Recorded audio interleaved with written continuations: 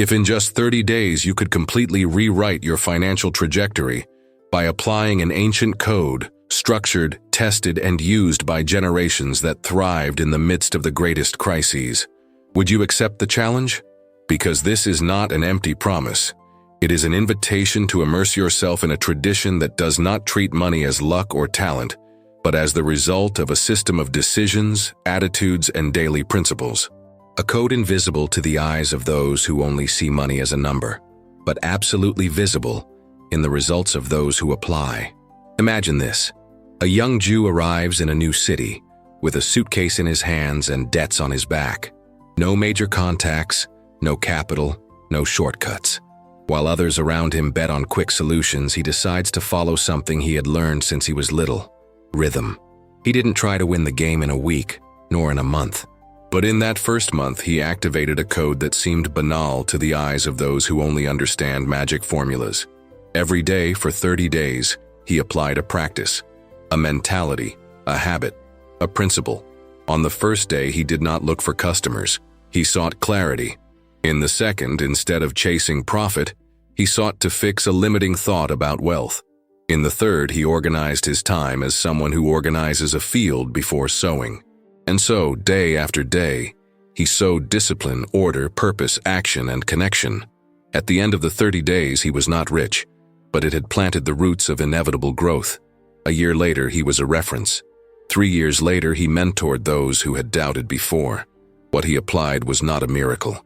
It was a code, and this same code you will know now.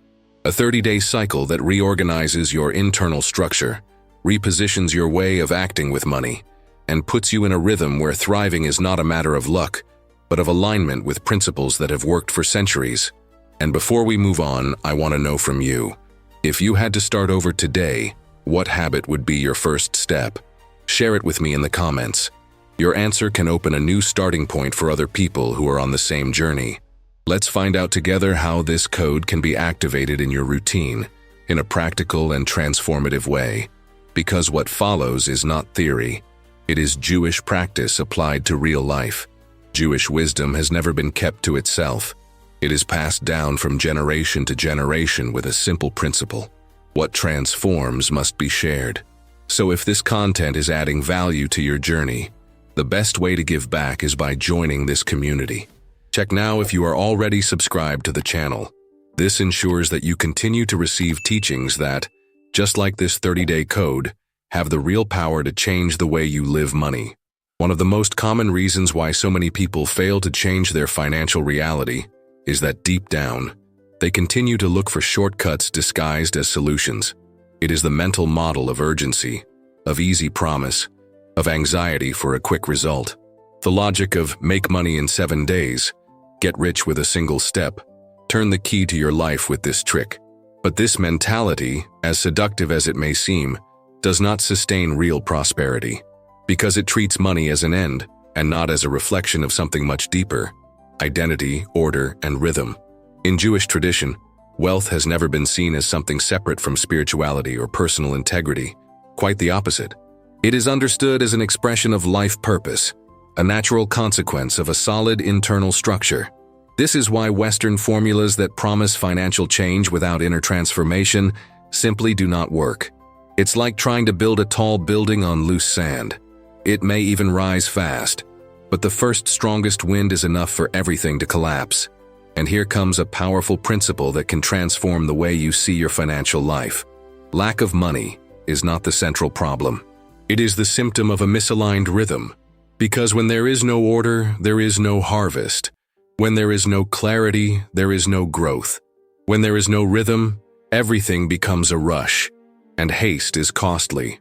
Within Jewish wisdom, there is a much deeper answer for those who want to change their financial reality. It is the concept of teshuvah, which, contrary to what many think, does not mean repentance in the Western sense, but return. It is to return to your essence, to the center, to the truth that you have lost along the way. And this teshuvah, when applied to financial life, becomes what we call financial teshuvah, the return to a more conscious, fair, and strategic way of dealing with resources. This return has nothing to do with religiosity or guilt. It is all about reconnecting to the purpose of your prosperity.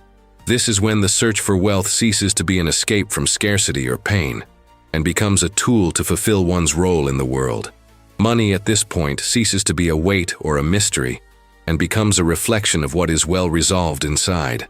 Let's imagine, for example, someone who grew up believing that money is dirty, that those who get rich cheat, or that you can't make money doing what you love. This person may earn some money throughout his life, but he will never maintain, multiply, or feel at peace with it, because its identity is misaligned with prosperity.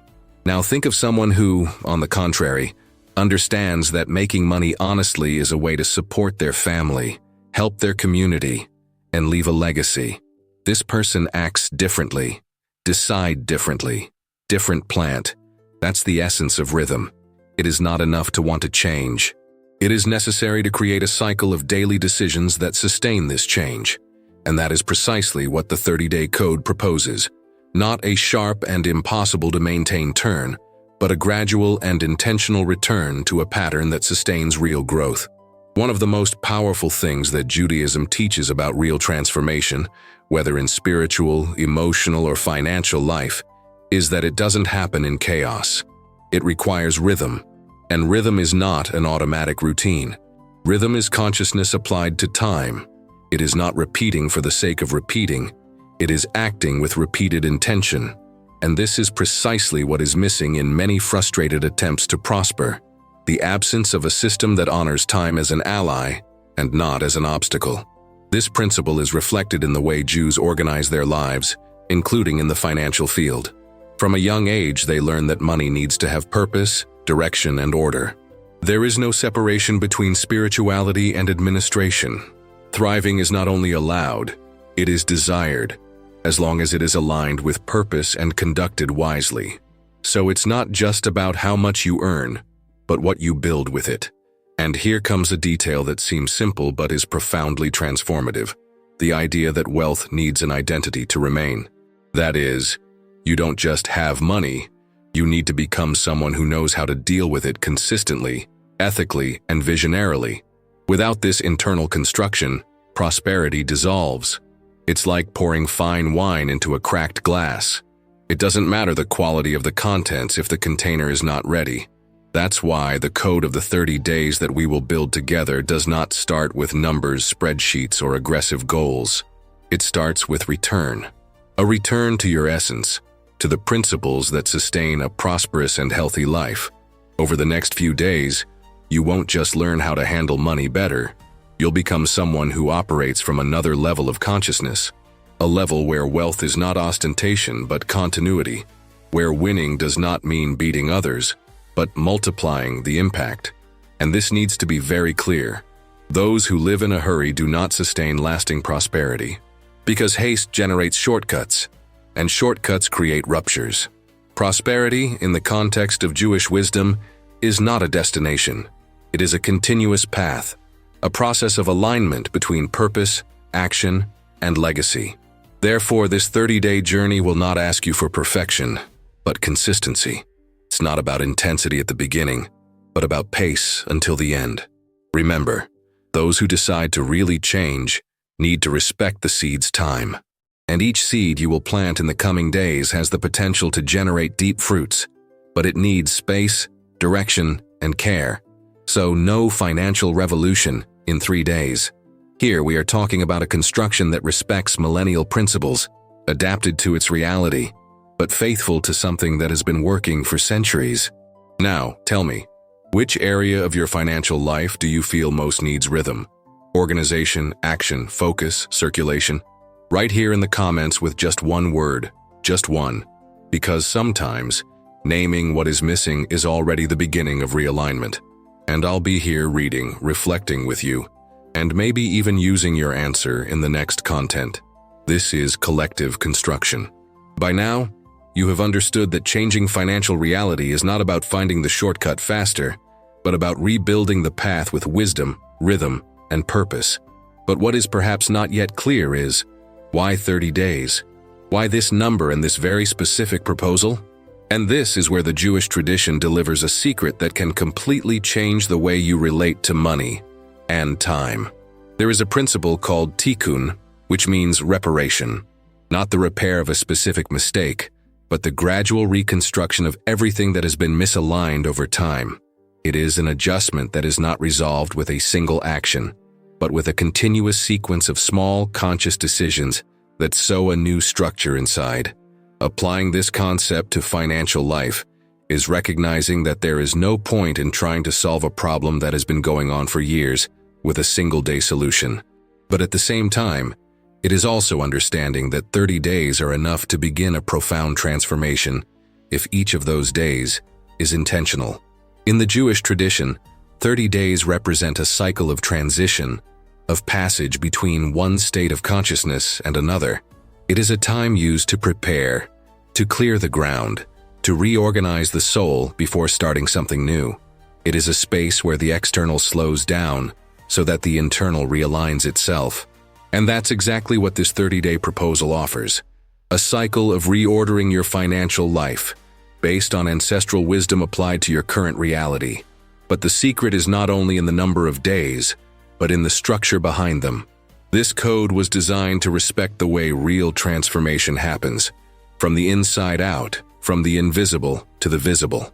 In the first few days, what you are going to experience is almost imperceptible to the eyes of outsiders. But what begins to move inside you already carries the full force of change. Over time, these small decisions begin to alter your perception, your way of acting, of deciding, of positioning yourself in front of money.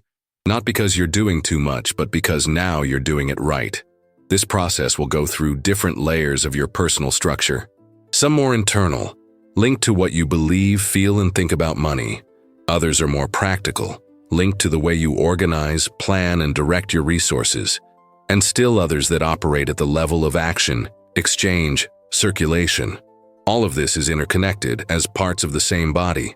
What you will experience is not a loose sequence of tasks, but a coherent traversal, a journey in 4 invisible blocks that strengthen each other.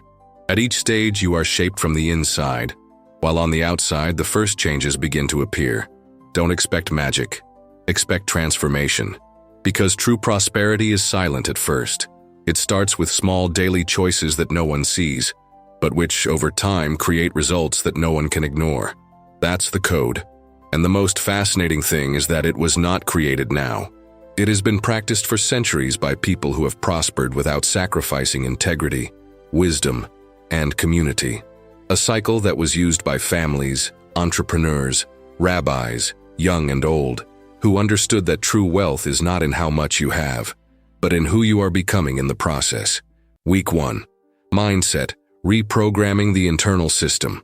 The first step of this code doesn't start with spreadsheets or billing goals, but with what underpins everything behind, your mindset. And this is not just a personal development cliché.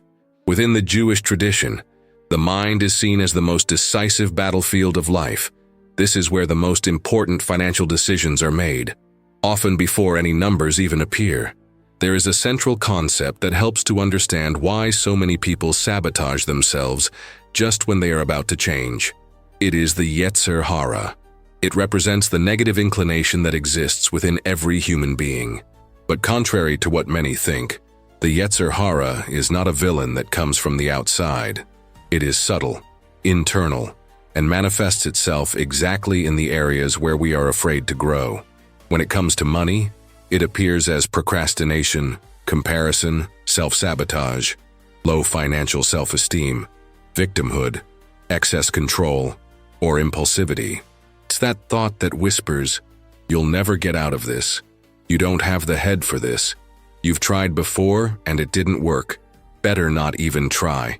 What Judaism teaches is that the Yetzer Hara cannot be annulled, but it can be educated. It needs to be watched, confronted, and above all, replaced by a higher consciousness. And this is where a transformative practice that many Jews apply as a daily habit comes in, Heshbon Hanefesh, which can be translated as an accountability of the soul. This is a moment when, at the end of the day, the person stops and asks himself honestly, "What did I think about myself today? What did I feel when I saw someone thriving? What did I believe about my ability to grow? Have I acted in line with who I want to become?"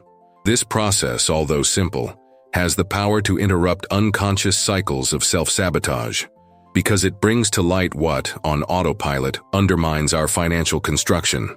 In Jewish culture, this practice is taught from an early age. It's not just about teaching math or the value of work, but about building a financial awareness based on identity, purpose, and balance. Children are encouraged to reflect on the value of choices, the impact of waste, the importance of sharing, the responsibility with what is gained. Money, in this context, is never neutral. It is an extension of the soul. Therefore, from a young age, they learn that the control of money begins with the control of the mind. Imagine a child who, upon receiving a symbolic amount, is instructed to set aside one part to help someone, another to save, and another to invest in something meaningful. Now imagine that same child growing up year after year, reinforcing the understanding that money needs direction, awareness, purpose. When she becomes an adult, money is not a burden, nor a fetish. It is just a tool. Valuable, yes, but always subordinate to the wisdom within. And that's why this first week of the code is dedicated to the reprogramming of the internal system, because there is no point in trying to apply new practices with an old mindset. It's like trying to navigate with a broken compass. And here's a concrete practice that can start this process. For 7 days, write down a financial lie daily that you realize you've internalized throughout your life. It doesn't have to be something grandiose. It can be subtle, such as, I will never earn well working with what I like. I will always lack money. I'm really disorganized. There's no point in trying. Then rewrite that lie with a new truth, but not just any truth. A truth that is aligned with principles of wisdom, justice, and worthiness. A truth that repositions you. When you start naming what's distorted, something inside you starts to reorganize itself. And it is from this reorganization that the next stages of the code will gain strength. Because now you're no longer just repeating positive phrases, you're rebuilding the roots of your financial mindset. When a lie is exposed to the light of a solid truth based on millennial wisdom, it loses the power to control its decisions. And this is precisely the purpose of this exercise in the early days of the code, to replace internal standards that keep you financially locked in with fundamentals that reposition you with awareness, balance, and vision. You're not just jotting down sentences in a notebook. It's accessing deep layers of what sustains or blocks its ability to thrive. One of the biggest differentials of Jewish culture in relation to financial education is exactly at this point. Identity formation comes before technique. It is no coincidence that, over the generations, even in adverse scenarios, Jewish communities have managed to rebuild their economic stability quickly and consistently. This did not happen by luck, but by mentality. A mindset shaped from an early age, which sees money as part of an ecosystem of values, not as an isolated end, but as a cog in a higher purpose. And here comes something you may never have thought of. The money you earn today carries the weight of the beliefs you accepted yesterday. The way you spend, save, invest, or even sabotage yourself is not just the result of rational decisions. It is a direct reflection of everything you have heard, believed, and repeated throughout your life. Beliefs that have been planted many times without question. Whoever has a lot did something wrong. Money is hard-earned and scarce. I'm not good for numbers. My problem is not knowing how to deal with it. Now stop for a second and think. How many of these phrases have inhabited your mind without you even realizing it? Therefore, reprogramming cannot be superficial. It needs to be done with intention, with discipline, and based on content that supports this turnaround. And Jewish wisdom delivers this content clearly. The idea isn't that you become a financial expert right off the bat, but that you start thinking, deciding, and acting like someone who has a new inner base. Someone who stopped being a hostage of his own history and began to write a new narrative, with awareness. With every lie you identify and confront with a truth rooted in justice, intelligence, and practical faith, you will perceive a subtle change. It's not an explosion of motivation. It's something quieter, but more powerful.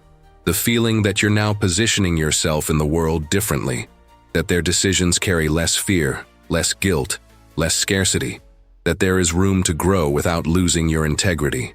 It is at this point that the transformation begins to take shape. When your mind frees itself from limiting ideas, your behavior changes. And when your behavior changes, your results inevitably follow this new path. That's why this stage of mindset is non-negotiable. It is the soil. And any construction needs to start with firm ground. Week 2. Order. Building the ground of prosperity. Once you adjust your mindset and start silencing those voices that were pulling you back, it's time to look at the ground where your prosperity will be built. And this terrain is called order. Without it, any strategy collapses. The mind may even be renewed, but if the day-to-day is chaotic, money escapes through the cracks of disorganization. That's why this second phase of the code is so essential. It brings the visible world into harmony with what you have already begun to align within. In Jewish wisdom, order is not a whim, it is a spiritual language. It all starts with structure, time, work, family, finances.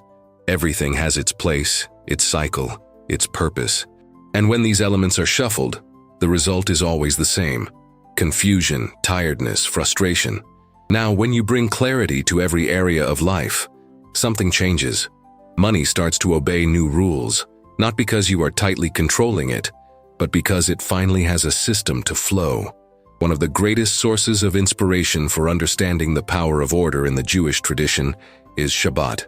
Many think that Shabbat is just a day of rest, but in fact it is a weekly manifestation of a much deeper principle: stopping to organize, not just relaxing. Shabbat begins before it even arrives. It requires preparation, intention, planning. And when it finally arrives, everything is in place. It is as if life said, "Now you can rest, because the essentials have already been taken care of." This model serves as the basis for what we will apply in the next few days of your financial journey. Because maybe your problem isn't a lack of money. Maybe it's the lack of rhythm, the absence of rituals that bring awareness to the use of time, energy, and resources. People who live putting out fires, running after appointments, jumping from account to account, usually don't stop because they don't want to. They don't stop because they never created a routine with purpose. That's why the first practical step here is simple but powerful. Create your weekly financial plan with intention. And be careful. I'm not talking about writing down random expenses in an old notebook. I'm talking about setting aside a fixed moment in the week, your own mini Shabbat, to calmly look at what's in, what's out, what's standing still, and what can be redirected. When you treat money with reverence, it responds with respect. In addition, this order needs to expand to 3 other fundamental pillars: your time, your energy, and your attention. You can't thrive if you dedicate your best hours to purposeless tasks, if you're emotionally exhausted, or if your mind is always distracted by what doesn't matter. Money doesn't thrive on exhaustion. It needs focus, direction, and an open channel. Therefore, in the coming days, your challenge is to begin to clearly separate these 3 resources: the time that is productive, the time that is strategic, and the time that is sacred. The energy that is for work, that which is for personal care, and that which is for relationships. And above all, your attention, which needs to be preserved like gold. Within the Jewish tradition, the division of time is almost sacred. There are set times to study, to pray, to eat, to work. Not because of rigidity, but because order creates space for freedom. When you know exactly what needs to be done and when, you have more lightness, more mastery, more presence. And this is directly reflected in your financial life. Now, I want to propose something even more practical. During the next 7 days, apply a principle of order per day in your routine. It can start small. On the first day, choose a physical space in your financial life to organize. Perhaps the account drawer, the bank emails, or a digital file with your statements. On the second day, apply the principle of control. Identify an expense that has gotten out of control and draw a limit. In the third, practice the emotional limit. Say no to an impulse purchase or a financial responsibility that you know is not yours. In the fourth, the principle of commitment.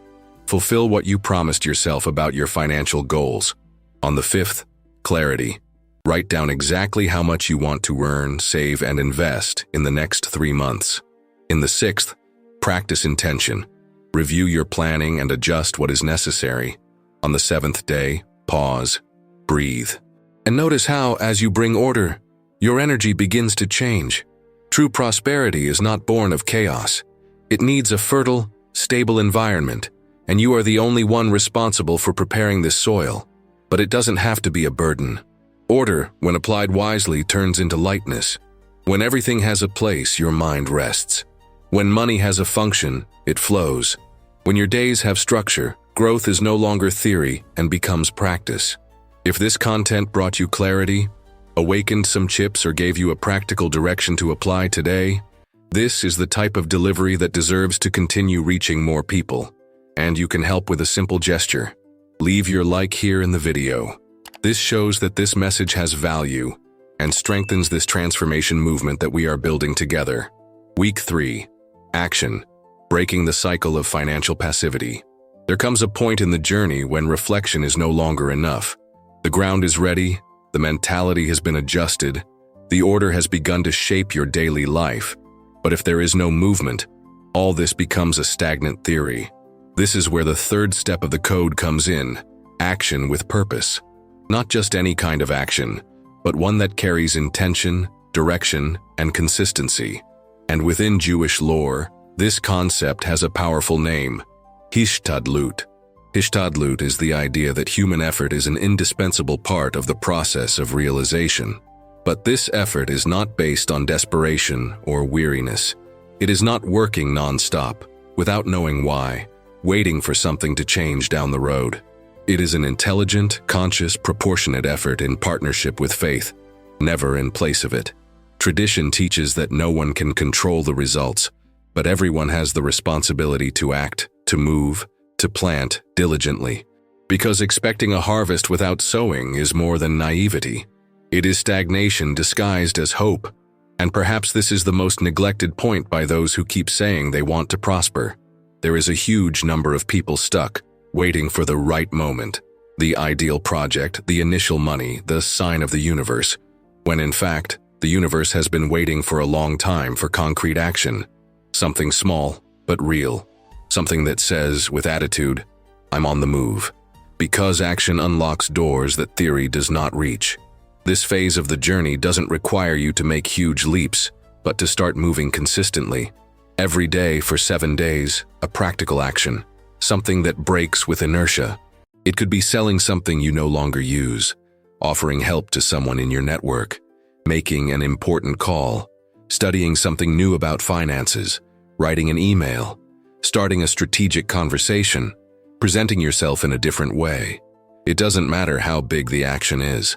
What matters is the movement. What matters is to show the world, and yourself, that you have left the margins. Judaism works with the concept of planting even without seeing the rain. It means taking action, even when the ground seems dry, because its role is not to control the rain. It is to prove that you believe in the harvest. And this can only be proven with attitude. I remember the story of a woman who for years studied everything about entrepreneurship, mentality, financial organization. I knew the terms, the strategies, followed videos, read books, participated in groups, but he always said that it was not yet the time to start. One day during a conversation with a mentor, she heard something that turned the key. You already know enough to take the first step. What is missing is not knowledge, it is courage. The next day, she decided to take a simple skill she had, making homemade cakes, and offered it to her mother's group at her daughter's school. Within a week, he sold the first 5. In a month, he paid off a debt. In 3 months, he formalized his business. Today, she says it wasn't the cake that changed her life. It was the action that broke the pattern of waiting. That's the power of the small gesture done with purpose. And maybe you're there feeling like you need something much bigger to get started. But the truth is that inside you, there is already something that can be activated now. Something that, if done today, opens a new cycle tomorrow. And when you do that for 7 days straight, you change your pattern. You start telling a new story. A story where you don't wait, you provoke.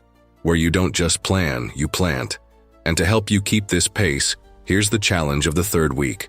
For 7 days, practice 1 intentional financial action per day.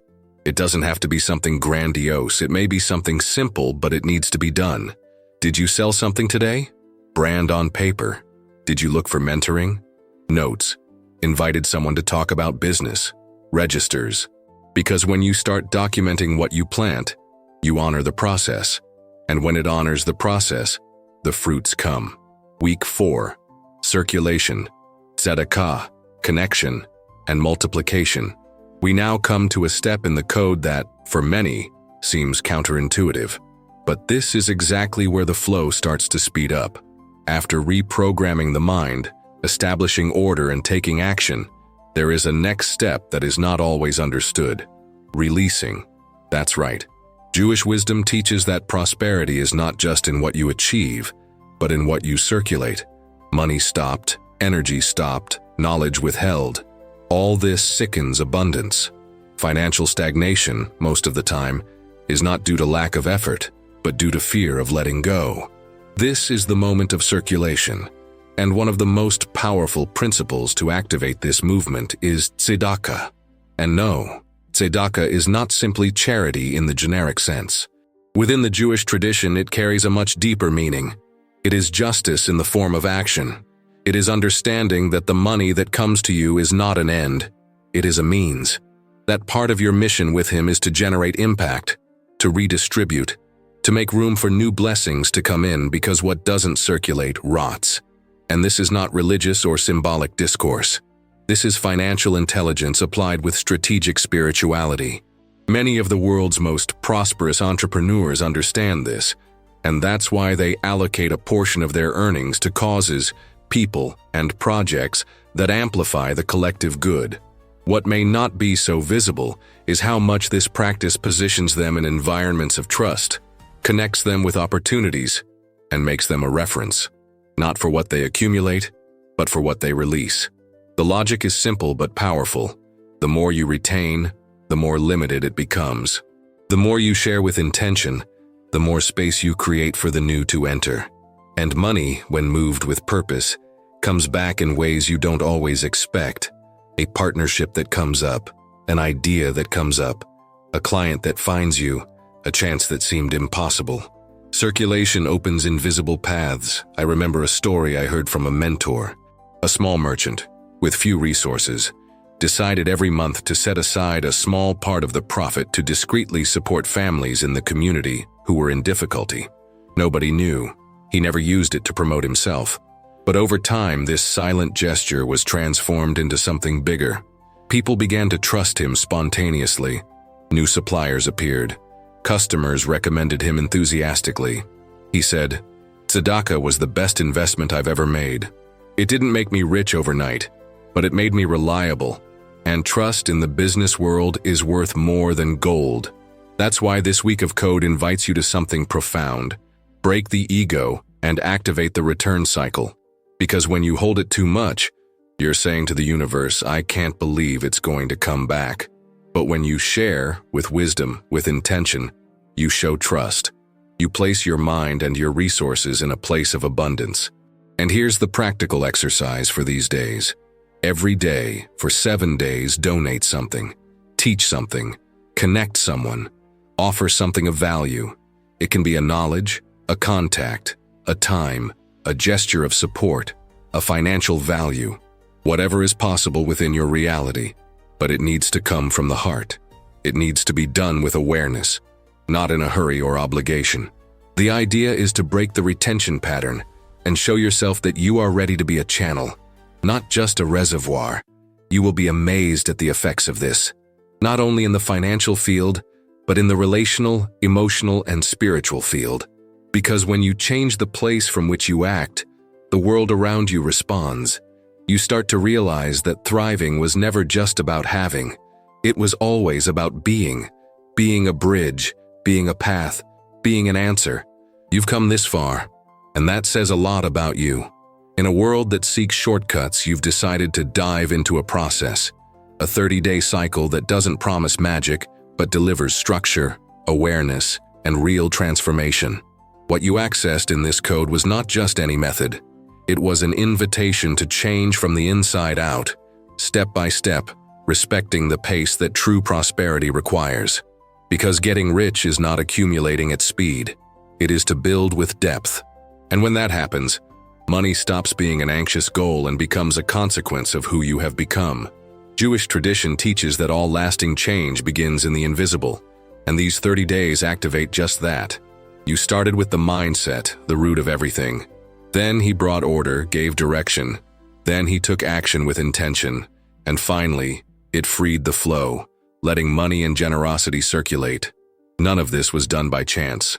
Each step was connected to a part of your identity, your purpose, your mission with the resources you have. Now, I want to invite you from the inside out. Share here in the comments which of the 30 days was or will be the most challenging for you. That part that you know you need to face but that maybe you've been putting off. Naming is already a step of courage, and your answer can be the point of connection with other people who are on this journey along with you. After all, when we share vulnerability, the transformation gains collective strength. And if all this made you reflect, if it somehow gave you clarity or inspired you to get out of stagnation, check out your registration and leave your like here. This simple gesture is more than support.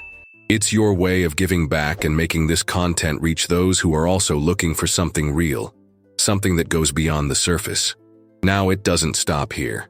In the next video, I'm going to show you how Jews prepare their minds to receive wealth before it even arrives. And when you understand this principle, everything we've talked about so far will make even more sense. Because abundance begins before money comes along. And this you will find out very soon. Let's move forward together.